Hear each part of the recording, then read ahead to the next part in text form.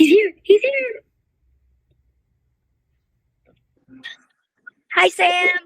Hey, Thomas, how are you? Hey, Uh, look at you. You got your Stargate shirt on. Way to yeah, go. Very cool. Look at that. The hat, the shirt, everything. yeah. Um, first of all, thank you so much for this. So I know that you're very busy, so we. Oh, no worries. Don't worry about a thing. I'm glad to be here. This is the nicest part of my day. Yay.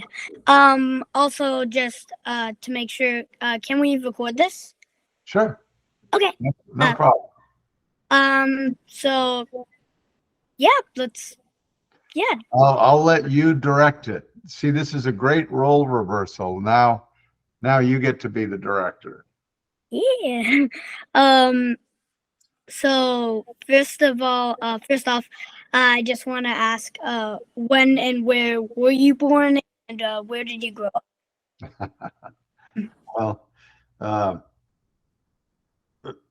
nice to be here. I'm Sam Nicholson, CEO of Stargate Studios and member of the ASC and whatnot. I was born in 1953 in Monterey, California. My father was in the Navy, and we moved around a lot. So I spent a little time in Monterey and then moved to Virginia and then moved to Washington State up in Seattle, which was great. We learned how to fish and ski and all that kind of good stuff up in the Pacific Northwest. And then moved to Boston. My dad was teaching at MIT. He was an engineer, naval engineer. And so then Boston was great, very different from the West Coast to the East Coast. And then moved to Maryland for a while, and then to California, up around San Francisco, a place called Piedmont. Went to high school up there, then got into UCLA and went to UCLA to college in LA and never left LA. Just fell into the movie business right out of school. And that was close to 40 years ago now, a little over 40. And it's amazing how fast the time goes by, Thomas. One of these days, you're going to be sitting here and talking about where you came from. So thank you. Another question. Do you? I'm pretty sure you have a sister, but just to double check. Do you have any brothers and sisters? Yeah, I have one sister who is the woman in the end of Make Believe. That's Uh, my sister, and she's 3 years older than I am. Having a big sister is one of the reasons why I wrote Make Believe. They say you should write what you know, so it was easy for me to write about a big sister and a little brother. oh, that's cool. Oh, actually, speaking of make believe, I actually, I wanted to make kind of like a Lego version to like show my class. Yeah. So this is the jungle that I That's made. great. Here's the pirate ship. How great. Also, here's the snow globe. Oh, how great. That's really wonderful. And then I also have the race car. Oh, great. Great. And also Buddy and Daisy. Bambi. Buddy Bambi, yeah. There they are. There's Bud. See, I have Bambi right here. Bambi's always Bambi, ready to go. Bambi. Yes. Okay. There she is. See? There's Bambi. That's great. Um. So, another question. When you were my age, what did you be like originally when you were a kid? Wow. I think most kids want to be, famous explorers kind of thing in the beginning. Yeah.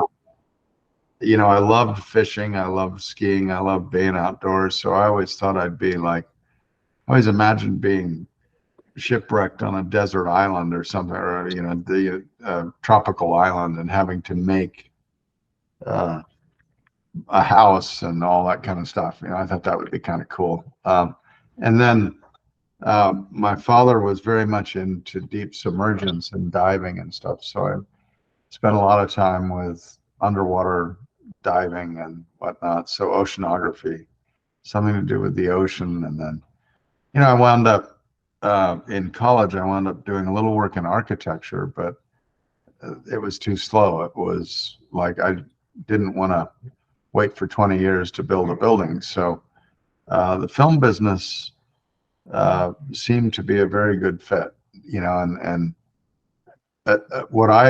how I wound up starting was that I could, there's always something somebody can't figure out. Today, that's AI, right? Where everybody's going, oh, what's this AI thing, So if you learn a little bit about that and other people don't know about it yet, then you have a fair amount of proprietary knowledge. And the proprietary knowledge can be worth a lot of money and jobs and all sorts of stuff. If it's like being a guide through the Wild West or something like that, if you know the path and you can get people where they want to go, and figure it out, then they're willing to pay you for it. And so visual effects are very much like that, where, I say it's like the art of being able to see what's not there and being able to imagine what's not there.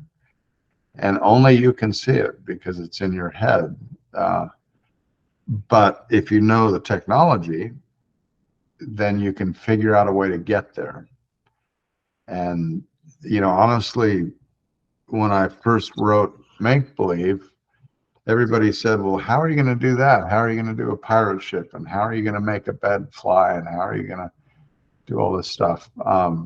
And you figure it out. That's the fun part about making a movie or being in the film business, is you collaborate with a number of people that are very talented. And as a director, it's really your job to bring the best out in everyone, including the actors, which you're very aware of how that works. Yeah. Um. So. Um. So. Sorry. So my class. I'm doing like a presentation. And my class probably already knows what you do because you just pretty much explained it all. But could you explain to my class, like, what is it that you What I do? Yeah. Well,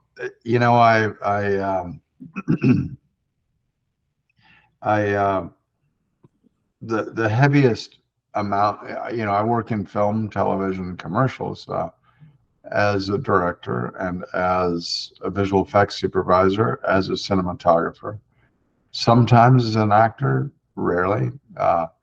But I wear a lot of different hats, and generally speaking, people hire us to do complex visual effects sequences, Yeah. like Walking Dead and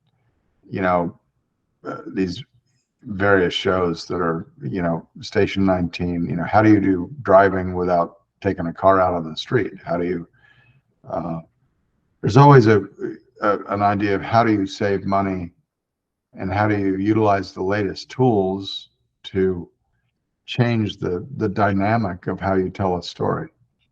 In the case of Make Believe, we used a lot of LED walls, and we didn't rely on green screen very much at all. And so the technology changes. I've watched the technology, and I act as kind of a go-between between the technology and filmmakers. And I make technology friendly and make it do things that, like take a camera and make it look great, take a LED wall, make it work, take, all this different kind of stuff. And there's always a challenge in production about how do you make your idea happen for probably less money than you should have or less time than you should have. How do you tell one scene in Paris if you don't have the money to go there? Well, it's easier to bring Paris here than it is go there. So that's what I do. It's kind of, how so they say that you think outside the box, right? Yeah. You turn a problem upside down and you look at it from all different directions. And while everybody else is trying to solve a problem head on, is there a way around it? Is there a better way to do it? Do you know any tricks, or who do you know that you can call and ask for advice?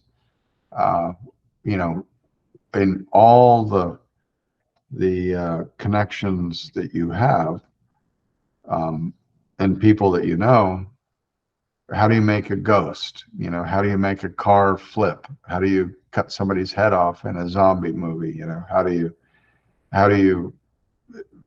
make heaven? How do you do an angel? How do you do the wings on an angel? There's many different answers to that. And I think what's important is to look at all the solutions that you know of, everything. Don't make up your mind in the beginning, this is the right way to do it. But look at everything and say, well, if I was going to make the wings for real, I'd get a bunch of feathers and I'd glue them all together. And how am I going to do that? And you got to get the glue, you got to get the frame, does the wings have to open up? Do they have to animate? What do they have to do? You got to start asking all these questions.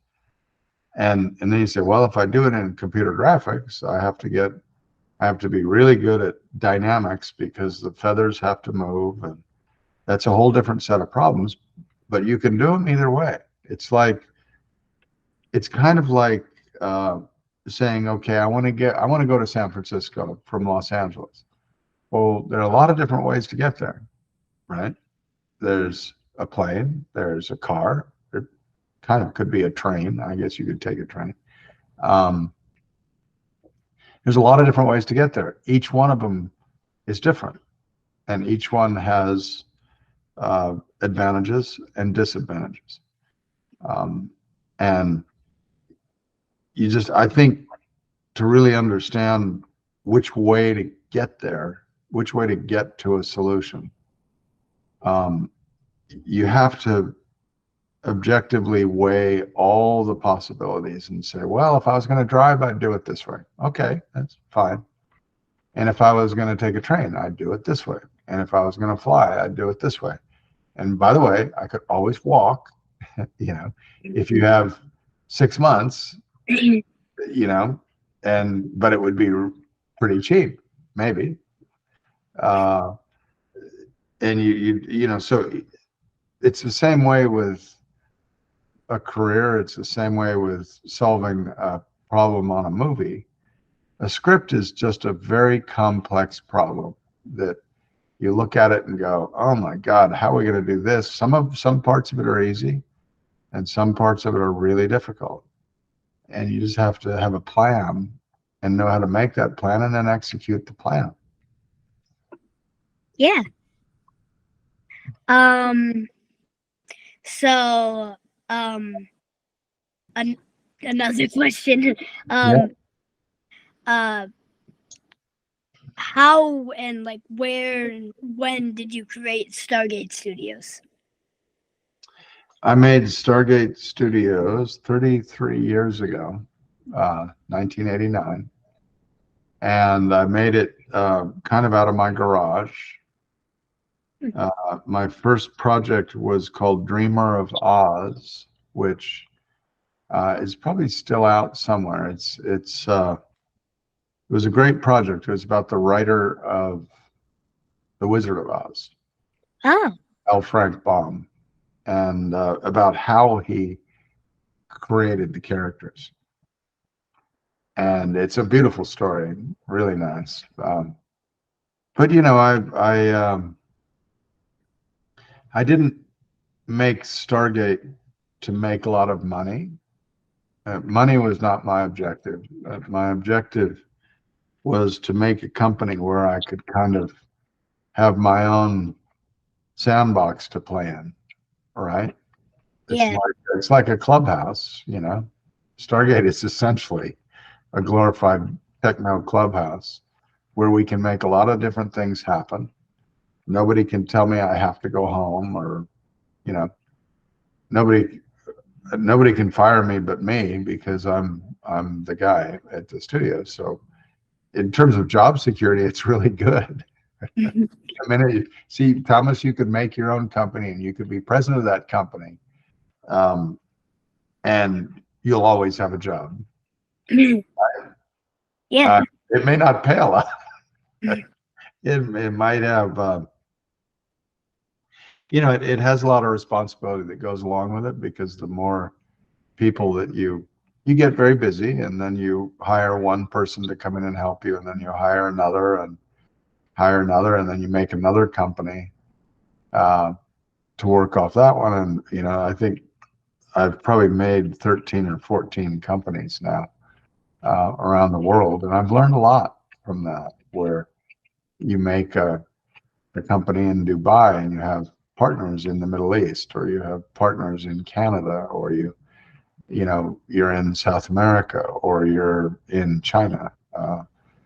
And I really enjoy travel, and I enjoy different cultures. Uh, and so it's been a wonderful experience to literally work with people all over the world doing crazy things. You parting the Red Sea in Brazil, or making the Trojan horse come through the gates in Malta, or you know, killing zombies in Atlanta. Uh, I've I've I've been very fortunate to work with wonderful people, yourself included, Thomas. You're the latest addition to the book.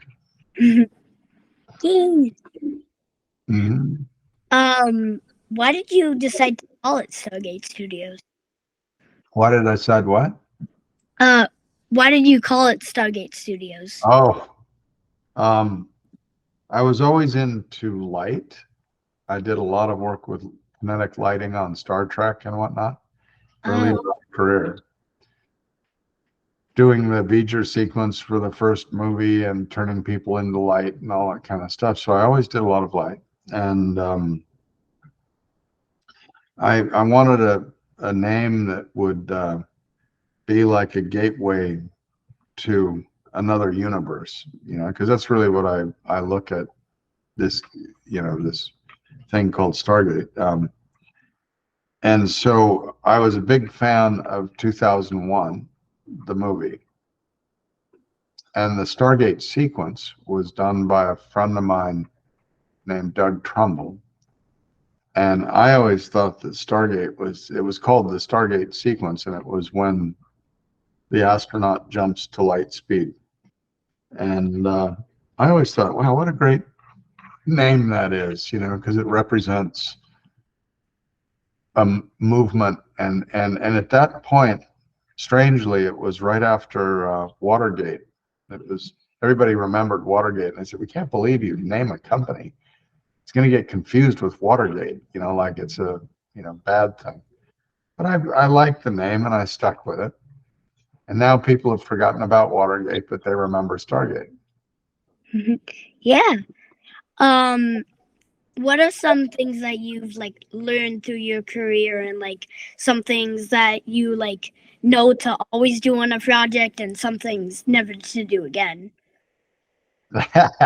That's a very good question, Thomas. That's the best question you've had so far. Um, there's two questions. One is, what would you do again? And one is, what would you avoid at all costs?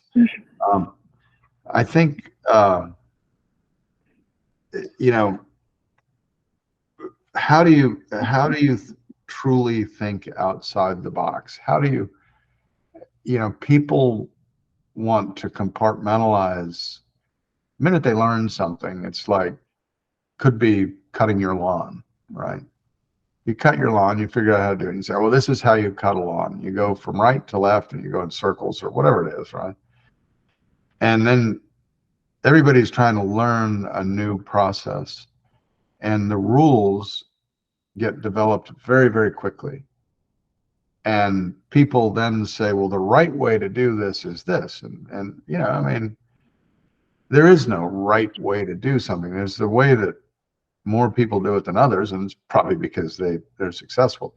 But if you're going to maintain your objectivity, if you're going to be able to look at a situation and think it from the outside in rather than the inside out, you got to let go of yourself. You got to let go of your skill set or your self-doubt, or your say, well, we can't do this because I don't know how to do that. I don't know how to surf a big wave. Now, you may not be a big wave surfer, but you can figure it out if you don't if you believe in yourself. And but at the same time, the biggest danger of that is overconfidence, right? Because the biggest mistakes I've made in my life have been from overconfidence, where you think, well, of course this has got to work out that way, and then it's not that way at all. You have it in your head that it's going to be a perfect shoot, and you get to Hawaii and it rains for the entire time you're there. What do you do, right? Yeah. You know, um, if you're overly confident, you can become blind to the pitfalls or the dangers of things, and that can be financial too. If you have such a passion that you just decide, I'm going to build that house no matter what, I'm just going to start, and my design is so brilliant that the money will be there to finish. It may not be. You never know. Look, we're in the middle of a writer's strike right now. All of a sudden, things you can't control uh, can throw a real wrench into your plans. And so having a B plan or a C plan, having a backup plan, like, well, it may be the most brilliant idea in the world, and you may get it done with sheer energy and all the luck falls your way. But if it doesn't, what's your plan? If you don't have a B plan, it can collapse and really, hurt you. I've lost everything 2 or 3 times in my life where I was overconfident and I just thought that it had to work out because it was such a great idea. And, then something changed, the politics changed, something gets you and you just go, oh my God, and then, then you do have to answer to banks and things like that, and suddenly, your funding can be pulled all of a sudden, and your idea can collapse like a house of cards, which is not what you want. You do learn more from your mistakes than your successes, I think. So you can't be afraid to make mistakes. You can't be afraid. You'll never learn how to ski if you're afraid of falling, right? You just have to learn how to fall. Yeah. Right? That was something my dad taught me very early on. Mm. So I've never broken anything skiing. I've been skiing for now 67 years. And I've never broken anything because I know how to fall, right? And if you're going to fall, if it's going to collapse, which you can't avoid, then roll with it, go with it, right? Pick yourself up, dust yourself off, and try it again. Learn from it, right? Yeah. That's the game. If you fall and try to blame it on somebody else, it's always your fault in some way. It could be a big log that you hit, but you should have seen it coming, right? It's not the fault of the log that you hit. It's your fault for not seeing it. Yeah. And next time, when you're on that same slope, you will see it coming, right? Because you'll learn your lesson. And so uh, I'd say that's the most viable thing of all is don't be afraid of failing. And when you do fail, which is inevitable, it's not your fault. Dust yourself off, get up and try again. It's the difference between those people who win in life and those people who lose. Generally speaking, it's the person who just gets up one more time and tries one more time. If you give up, it's over, right? So you just got to believe in yourself and and and never let your ego get in your way, because fame will find you. You will become famous, you will become successful, you'll become all those things you dream about. um, if it finds you, just don't let it go to your head, because it's temporary, right? Yeah. No matter how famous you get or how big or how rich or how anything you get, it's temporary. Everything in life is temporary, right? Yeah. You can be Steve Jobs. You can be like the richest guy in the world. You can have it all and it can be taken away. So, I think remaining humble is, and being appreciative of good luck. You need good luck too. You just need to be ready when opportunity presents itself to take advantage of it. And I think you're very good at that, Thomas, because you get a part. And look, I think it's very difficult for acting because you don't always get the job, and it can be very uh, deflating when you don't get the job. But when you get it, go for it. Have a good time, right? And don't lose faith in yourself or those people around you. And if you get the opportunity to be successful, then pull up the people around you that helped you get there, right? Recognize them and share the spotlight with your friends. Yeah. Um. So, when did you and Diane get married? uh, Diane and I got married. Diane is uh, we got married about 10, 12 years ago, 13 years ago now.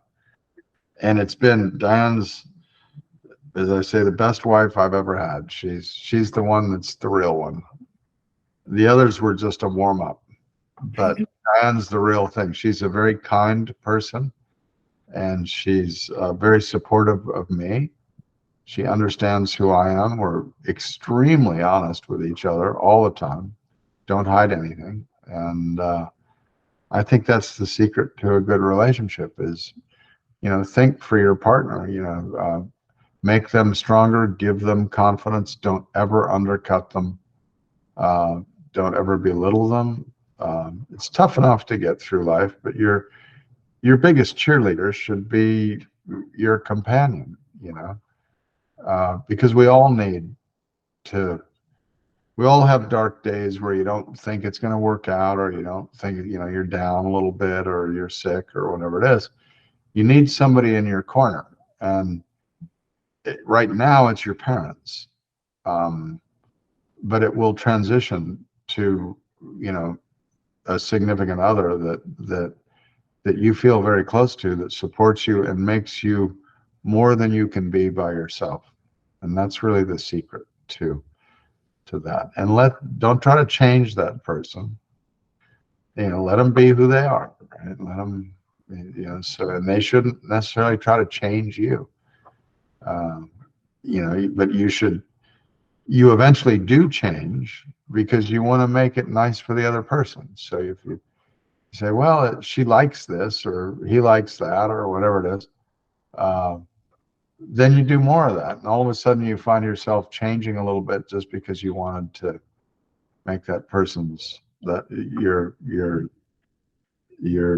in case of Diane, I love her more every day, and I realize that, you know, time is short. You only have so much time with someone, and then they're gone, and or you're gone, and so don't waste time. Every single day, every single minute is important, and it becomes more important the older you get. And you know, it's like, well, I love the dogs so much because they have, you know, such short little lives that you have to really appreciate every single day. For, you know, that when you leave a dog alone, assuming that they only, a dog year is about 7 of our years, you leave a dog alone for a day, it's like you being left alone for a week. That's their sense of time, right? So that's, I think that's why they're so happy to see you when you come in, right? But the idea is that be able to think outside yourself, you know, and appreciate life, not just through your eyes, but through many, many different perspectives. And it teaches you a lot. Yeah. Speaking of the dogs, when did you start rescuing them and like bringing them into your films? So I've always had rescue dogs. Um, my first one was named Rocket. He came to the studio every day for 15 years. And then I've had, and then more and more dogs, you know, I just absolutely love taking a dog that all the chips are down. They think nobody loves them. They don't have a home. They don't have anybody. They've been abandoned.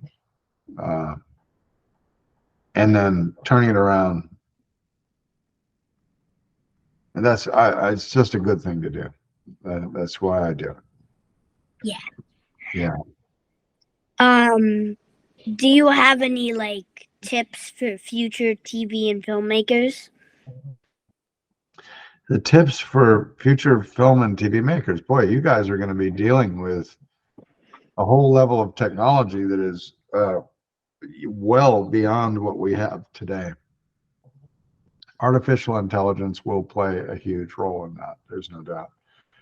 We're already seeing it with, you know, elements and writing and all the things that are going on, that are, you know, synthetic personalities, basically.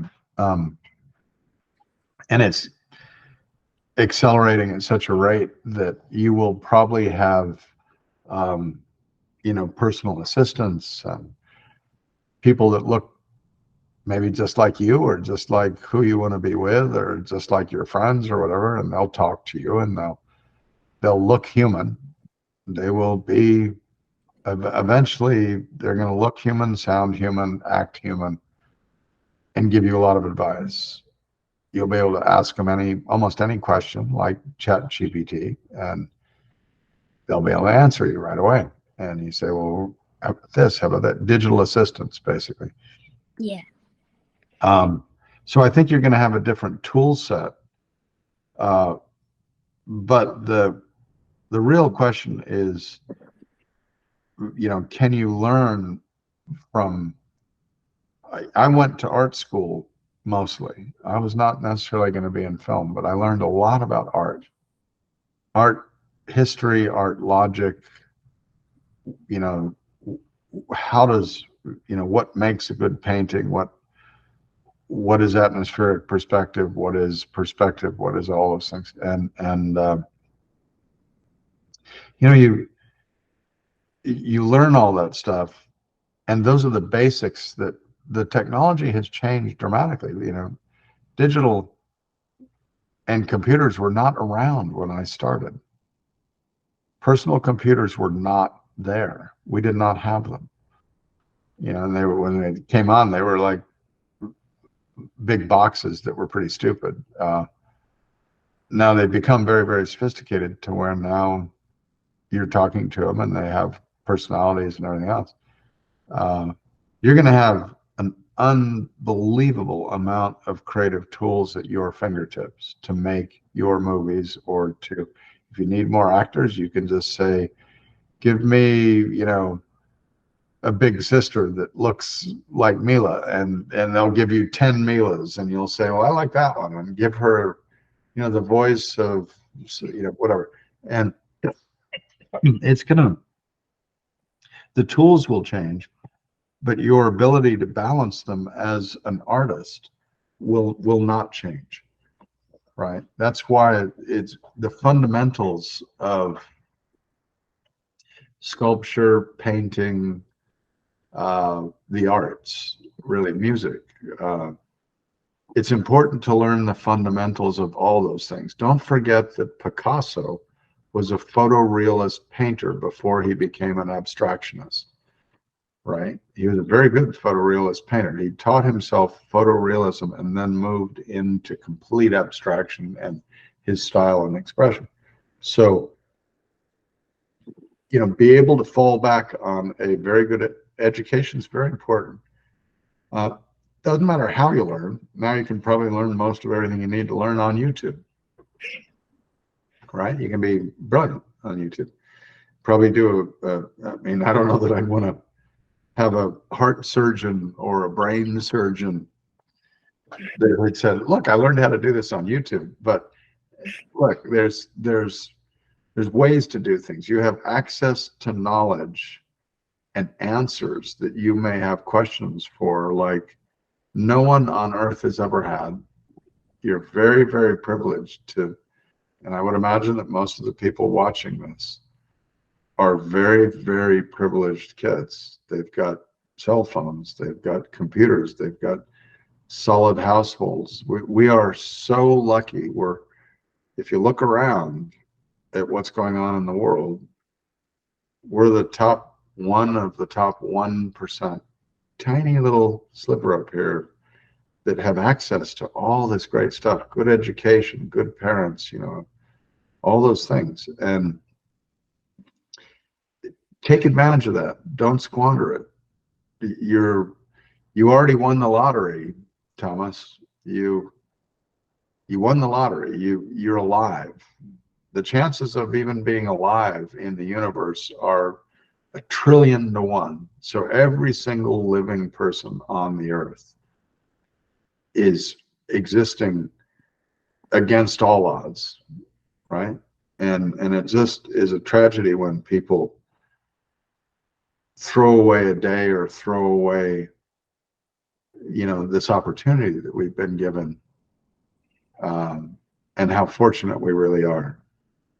And so take advantage of that and run with it, because you never know you never know when it's going to be taken away, or you might lose it. So enjoy the moment while you have it, and you have all the great, brilliant future ahead of you that is something I would love to see. I doubt I'll be around for all that, but I'll tell you what, I'm sure it's in good hands if you guys know what to do with it. What was your first job? My first job was well, I think my first job was, you know, we all have jobs like, you know, oh, cut the lawn or clean up the yard or whatever. I don't count those as real jobs. The first outside job I had was with an architectural firm, doing drafting. And I spent about, out of school, I thought I was going to be an architect, and I did that for about a year, and I didn't like it. I liked the people. I learned how to do it. I was really good at it. But it just wasn't enough. There was no adventure in it. I couldn't see myself going to an office every day and doing the same thing over and over and over again. You know, at that point, are you working for money or are you working for the love of what you do? And if you're working for the love of what you do, then you should really love what you do, right? I mean, simple as that. If you like sailing, then you should be a sailor. If you like river rafting, then ride the rivers and see where that takes you. You know, if you're the best at anything, you eventually will, you know, rise to the top of that field. And I think the reason why people say, you know, follow your passion or whatever is because you're going to wind up doing it a lot, right? If Yeah. you don't like singing, and you, no matter how many opportunities you get to sing, you're never going to be that great, because you don't sing in the kitchen, you don't sing in the shower, you don't sing when you're by yourself, you don't sing. You should be singing all the time if you're a singer. And I'm not a singer, right? So, but I'm a photographer. I love making images, right? Doesn't matter whether it's a cell phone or a professional camera or whatever. I just like to make images. I always have since I was your age. You know, give me a camera and I thought I was, you know, king of the world. And I'd chase my cat around and take, at that point, 36 pictures on a roll of the cat, you know, black cat. So they were all black, right? They were like, where's the cat? Well, it's an outline. But I took a lot of photographs, and I kept taking a lot of photographs, and I still take a lot of photographs. And that's just what I do. That's how I express myself. So, you know, I feel kind of naked if I don't have a camera, right?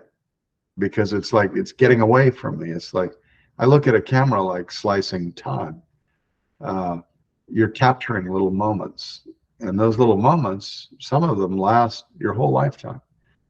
So I take pictures of everything and I store them, and I've been doing that since I was your age. And you know, it has turned into a career. It's a capability. And then you can go sideways from there. You get really good at something, and don't be afraid to branch out from that into complementary careers. But photography has been the thing for me.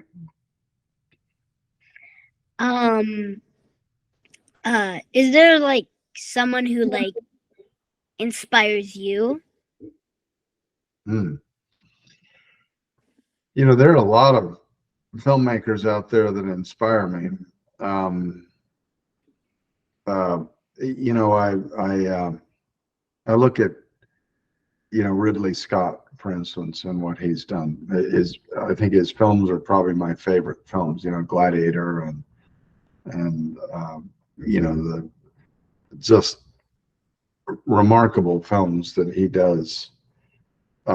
Blade Runner. You know, Stanley Kubrick was awesome. I mean, the mentors for me were Bob Weiss, who was a lovely director, West Side Story and Sound of Music and things. You know, in terms of inspiring people, they aren't necessarily always filmmakers. To me, I look at leadership. You know, the people that against all odds are making it work, you know. And you know, when you think your life is tough and you look at other people's lives that are less fortunate, you know, I just have a very, very high level of respect for people that can triumph in the face of adversity. And many times they're not the glamorous ones. They're the simple painters, simple writers, you know, generally artists. I look at, I'm not really into politicians. I don't necessarily respect people for how much money they have. In fact, that's generally not it at all. because the people that really have a lot of money are just into making money, right? That's why they have so much of it. Now, do they do good things with that money? I think so. I'm very glad to see that. It's really what you do with success. Should it find you? What do you do with it? And do you hoard it all for yourself, or do you share it? And how do you share it? Is it education? It's that old adage of it's better to teach a man how to fish than give him a fish, right? So Yeah. teaching is very, very important. And I think being generous with your knowledge and not being protective about it is very important. So yeah, a lot of inspiration out there. There's no doubt. But I'm always fascinated when I meet someone who's like a really good banker. They love banking. They just love it. Not for me. It's not what I would do. But I'm fascinated by the fact that they love doing it, right? So it takes all different types of people. What was one of your first awards?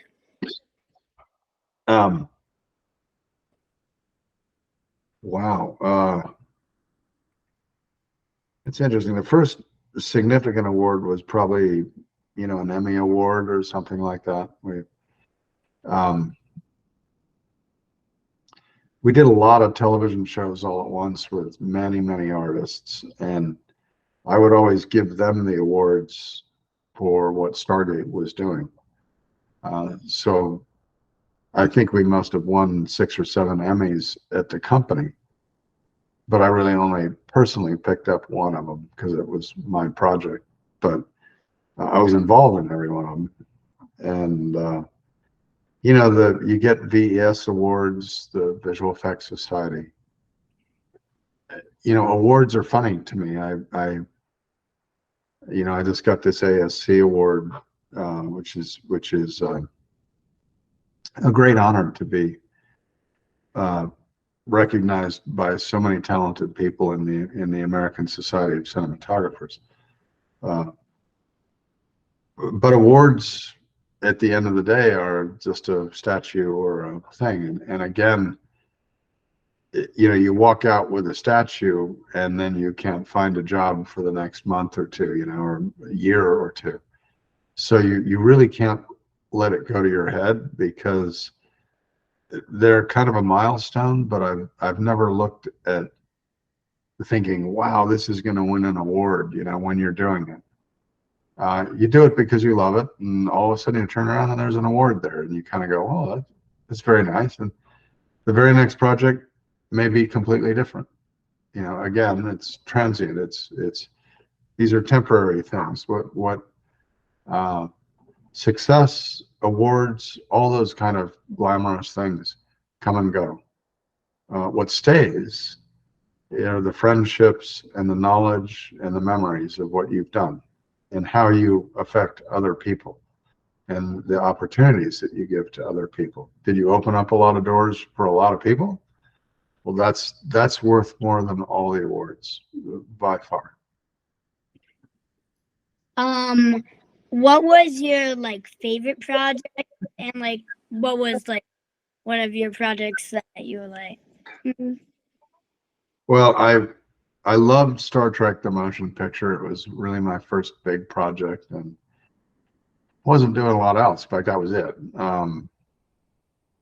So I could really focus on it for 6 months or 9 months, and I learned the film business, and it was just a incredible experience. In terms of adventures around the world, parting the Red Sea in Brazil was great. Doing Helen of Troy and Malta was great. Met a lot of people there that were still friends and still business partners. There's opportunity around every single turn, every single moment. You can walk in to Starbucks and meet somebody and it can change your life, right? You know, I like to look at it like there are gems and diamonds all over a beach, but they're hidden in the sand, right? And you have to be aware enough to see them and astute enough to pick them up and smart enough to do something with them. Don't hoard them, spend them, move them, change it, you know, uh, you know, it's the people that you meet. And that's really the experience. It's all about life is like an amusement park. You can either sit in the corner and wish you'd gone on all the rides, or you can go out there and explore, and you will meet amazing people when you do it. So what's brilliant about the film business is I've got friends on every show that I've ever done, and you'll go onto a set and people will say, didn't we meet 20 years ago, or didn't we meet? Then you try to figure out what the project is, but that's happening throughout the business. The film business is truly unique that way. It's a global business. You meet a lot of wonderful people doing it, and you're all contributing towards making something out of nothing. And that's really magic.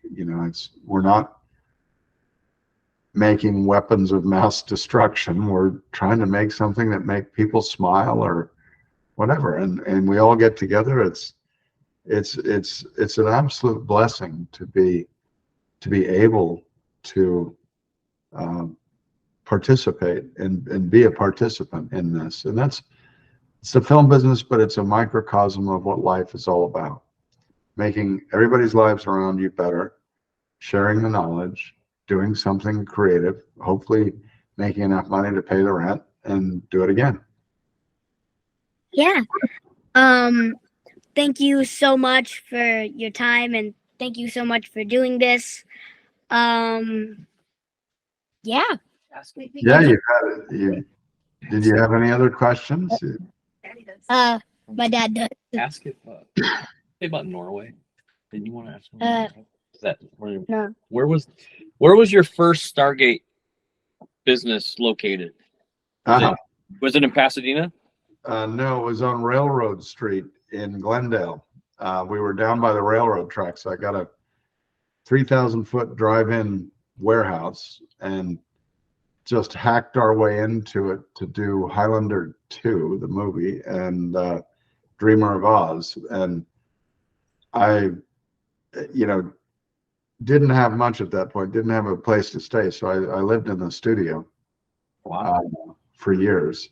And I figured, well, if I don't have rent, then I'll just stay in the studio. So I stayed in one of the offices in the studio. And then I graduated up to where I got an RV and stayed in that for a year or two.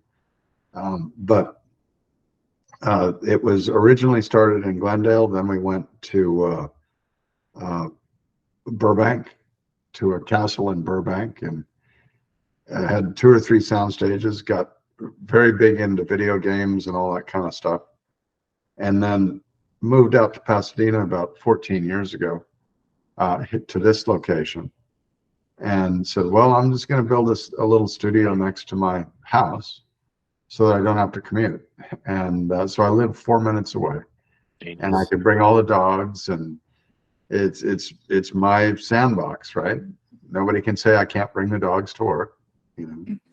Nobody can, I can stay as long as I want, and it's my little world in what is a pretty rough ocean out there. But I've been fortunate to have a lot of employees here that I've met and hired over the years. Some of the guys here have worked here for 30 years. So, it's a family. And that's many different ways to be in business. You can join big corporations with thousands of people, or you can be all by yourself just making it work. So don't be afraid to try to make it happen by yourself. You have much more power than you think, and you just have to try it. I didn't go to business school. Nobody taught me how finances work and all that kind of stuff. I just learned all that on the fly. So you'll learn it. You're going to do all sorts of great things, Thomas. You're going to be very, very successful, and you're already a leader. Look what you're doing. You're way ahead. So just to clarify, Sam, was your major in college art? Yeah. I got in on a pictorial arts scholarship. I was a photorealist painter coming out of high school. My grades were not that great, but I could take my photographs and do exact duplicates of them, scale them up. And so I got in as pictorial arts, and then moved towards photography, and wound up getting very much into glass blowing. And I was going to become a glass blower. So I would sell my stuff at the Westwood Art Show, and it put me through school basically. But I was at a certain point, I was projecting light through the glass and doing light sculptures, and that's when the guys at Paramount saw what I was doing and said, "Can you do this really big?" So I said, "Sure." Of course, I'd never done it. It scared the heck out of me, but I was determined to figure it out. And you get through it. You figure it out. You learn a lot on the way. So you should never be that comfortable. It's like again, to come back to skiing. If you're not pushing yourself hard enough that you're falling, you're probably not learning. Right? So don't be afraid to fall in business. Don't be afraid to fall in whatever career you choose, because you learn from it. And then you just, I think I've just probably fallen more than most people. So I have a lot of knowledge. Thanks. This is really nice of you to do for Thomas, by the way. Oh yeah, pleasure. Thomas is the best, man. I can't thank you guys enough for, and Thomas, you've got being a great actor. And if it's not acting, you're going to be a great producer. If it's not that, you're going to be a cinematographer. You could be any one of those things. It's just run with it, and don't be afraid to make mistakes, and keep trying. Don't let people ever tell you don't have what it takes to be a success. Thank you. Hey, can I ask you a quick question about make believe? All the stuff that was like the rainforest, the ocean. Did you shoot all that? And then on an LED wall. So you went out and you filmed all that somewhere in the world. Yeah. The ocean is from Puerto Rico. The jungle is from Puerto Rico. The clouds are shot out of a jet, out of my library. I keep everything. That's jet footage that we shot years ago. We did shoot the background for the driving custom because I wanted a dirt road or a little country road. The bedroom was computer generated. But yeah, I shot all those things and actually reverse engineered it. I knew I had some great ocean stuff, so I said, well, let's get on a pirate ship and see what we can do. That was awesome. How was feedback at the trade show in Vegas? Oh, great. Absolutely great. Everybody loved it. And, Sony and Ingenue are very excited about it. They're going to put it out to the film festivals and whatnot. So I'll let you guys know when it's going to be out there, and we'll do it again. I mean, we'll make something cool. You got to come to the next shoot and see what we're doing. We're going to do something in about 8 weeks. It's going to be a very radical video game, live action again. But it's all, guns and explosions and, people shooting each other. Yeah. Congratulations on your Lifetime Achievement Award, by the way.